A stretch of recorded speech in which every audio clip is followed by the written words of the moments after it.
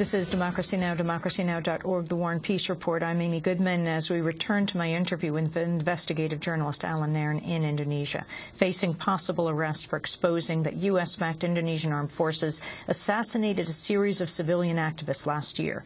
The Indonesian military has publicly denied Allan's report. A spokesman for the armed forces, Air Vice Marshal Sagam Tambon, told the Jakarta Globe that the military is considering filing a legal complaint against Nairn. Sagam said, quote, "If he's a good journalist and if he does have evidence, then he should come forward with the information that he has. But the problem is that Nairn hasn't been able to give us any clear evidence or tell us who his sources are. So how can we believe him?" Unquote. Well, I asked Allan Nairn to respond to Sagam's comments. Well, first he should read the article. The article lays out evidence. For example, the Indonesian police made a deal with the military and some other Indonesian officials who stumbled across this assassination program and who weren't supposed to know about it. And they actually detained a number of the low-level military and military-sponsored hitmen who carried out one of the assassinations, the assassination of a man named Tumijan, who was a palm oil worker from Nagan Raya in Aceh.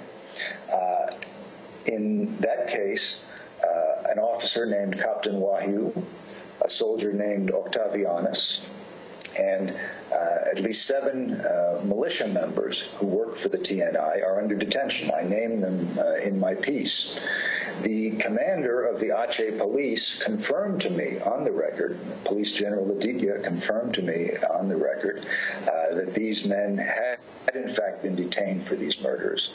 General Sunarko, the Kopassus general who ran the assassination program, also confirmed to me that his subordinates had been detained for the Tumijan murder. That's as specific as you can get. Yet, in their response, the Indonesian military doesn't even mention these detentions, and neither does the Indonesian press, so far as I've been able to see so far. There seems to be some fear about reporting, about getting that specific, about reporting the full facts about these military assassinations. Allan Nairn, I want to play for you President Obama being interviewed. I believe this was last Thursday in the height of the health care debate. He had was just going to be announcing that he would be delaying his trip to Indonesia, but he did do an interview with Indonesian television. This is what he had to say. Obviously, there has been some controversy in terms of military assistance in the past, but since the advent of democracy in Indonesia, what you've seen is the TNI make significant progress, separating itself out from the police, focusing more on broad external security issues as opposed to internal security issues. And so we've already begun more interactions, and our hope is that we can continue to improve on that front. Is that a signal that your administration is satisfied with the military reforms and the resolution of the past human rights abuses in Indonesia? Well, I think that we have to acknowledge that those past human rights abuses existed. And so we can't go forward without looking backwards and understanding that that was an enormous problem, not just for America, but it was a problem for the Indonesian people. We have seen significant progress, and so what we want to do is to continue to improve our consultation and move this forward into a more positive direction, because we want Indonesia to be a close partner for many years to come, and we want a prosperous and secure Indonesia. Can you respond, Allan Nairn, to what President Obama has said? Well, Obama's saying he's saying these crimes were in the distant past. These assassinations that I'm just reporting happened while Obama was president. They happened while Obama was president, while he was presiding over the training of, according to the Indonesian Defense Ministry, thousands of Indonesian military people. While he was shipping weapons and equipment to the Indonesian military, they were assassinating political activists in Aceh as Obama was sitting in the White House. So this is not a thing of the past. Secondly, when he refers to external security issues that the Indonesian armed forces are are focusing on. I would challenge the president to name one. There is absolutely no external security threat to Indonesia. Singapore is not about to invade. Australia is not about to invade. What the Indonesian armed forces are focusing on is what they've always focused on, the internal repression of the population. Now it's most intensive in the eastern part of the country, in Papua, which is under de facto occupation, but also they've been doing these political assassinations in Aceh. So what Obama says is just false. Finally, Allan, President Obama says he will be going to Indonesia in June. What is happening between now and then? How set in stone is the resumption of aid to the Indonesian military? Well, that's a good question. The pact, the aid deal, has not yet been announced. It was due to be announced when Obama was due to be here. In fact, it probably would have been announced yesterday. Now it's a bit up in the air. So if the U.S. public and Congress weigh in now and demand that Obama stop all aid to Kopassus, stop all aid to the Indonesian armed forces, there is some chance that this package could be defeated or cut back. So this is an opportunity. The delay of Obama's trip is an opportunity to save some lives, prevent some further murders in Indonesia by, again, cutting off U.S. aid to this military. Investigative journalist Allan Nairn speaking from Indonesia, again facing arrest. To talk more about this story, we're joined by Damien Kingsbury. He's a professor at Deakin University in Melbourne, Australia, the author of several books in Indonesia, including Power Politics and the Indonesian Military.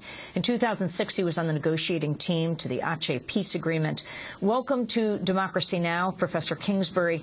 If you could briefly talk about the significance of Allan Nairn's expose and what is happening now in Indonesia and the U.S. relationship with it, what renewed aid would mean.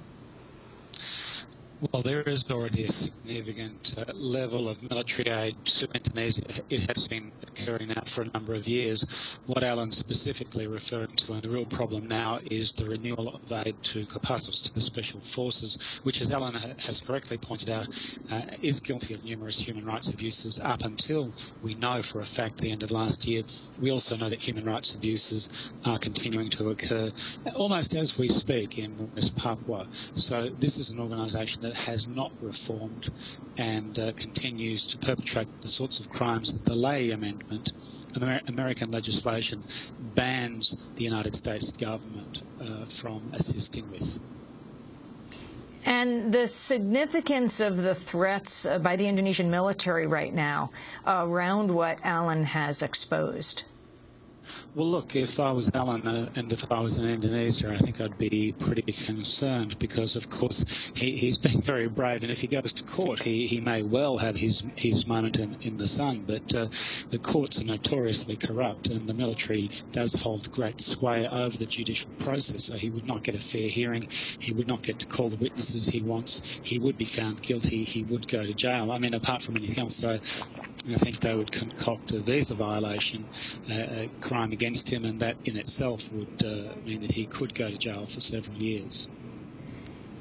But is it possible they would have to then deal with the public being the audience to the expose that Allan has just done, both at Democracy Now! And AllanNairn.com? I guess what we're assuming here is they have the same sort of open system that we have in more developed Western countries such as the United States and Australia. The reality is that Kopassus officers have been charged with various crimes in the past. They have even occasionally, not often, but occasionally taken to court. And what Kopassus does is they stack the gallery, they stop people from entering, they intimidate the judges, and the very few sentences that are handed down are very light given the crimes that they are up on, which are usually murder and the like. And very often these people are actually exonerated and allowed to go free. So it's not an open judicial process. It's not the sort of judicial process that we would expect to see in a developed Western country. And there being anything like a fair trial, I think, would be a very big ask at this stage. Damien Kingsbury, I want to thank you for being with us, professor at Deakin University in Melbourne, Australia.